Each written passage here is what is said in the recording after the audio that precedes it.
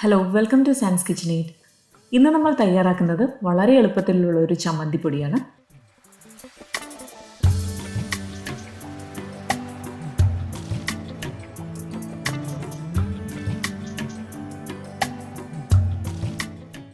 അപ്പോൾ ചമ്മന്തിപ്പൊടി തയ്യാറാക്കുന്നതിനായി ചൂടായ പാനിലേക്ക് 13 ഉണക്കമുളകും ഒരു തണ്ട് കറിവേപ്പിലയും ചേർത്ത് ഇത് ചെറുതീയിൽ വെച്ച് വറുത്തെടുക്കാം. ഇതിൽ ചേർത്തിരിക്കുന്ന ഉണക്കമുളകിൽ 7 കാശ്മീരി മുളകാണ്.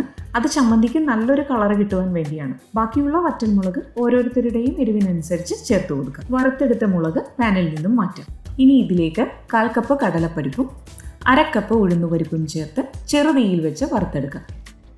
പരിപ്പിൻ്റെ കളർ ഒന്ന് മാറി വരുമ്പോൾ ഇതിലേക്ക് 8 കുരുമുളകും 1 ടീസ്പൂൺ എള്ളും ചേർത്ത് ഒന്നുകൂടി വറുത്തെടുക്കാം. അപ്പോൾ പരിപ്പ് പാകത്തിന് വറുത്തെടുത്തിട്ടുണ്ട്. ഇനി ഇതിലേക്ക് 1/4 ടീസ്പൂൺ കായപ്പൊടിയും കൂടി ചേർത്ത് നന്നായി ഒന്ന് യോജിപ്പിച്ച് ഗ്യാസ് ഓഫ് ചെയ്യുക. ഇതിൻ്റെ ചൂടാറിയതിന് ശേഷം ആവശ്യത്തിന് ഉപ്പും കൂടി ചേർത്ത് പൊടിച്ചെടുക്കുക.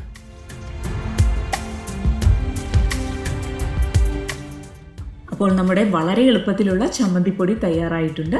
ഇത് നെയ്യോ അല്ലെങ്കിൽ നല്ലെണ്ണയോ ചേർത്ത് കഴിക്കുന്നതാണ് നല്ലത്. വളരെ രുചികരമാണ്. എല്ലാവരും തയ്യാറാക്കി നോക്കുക. Thanks for watching.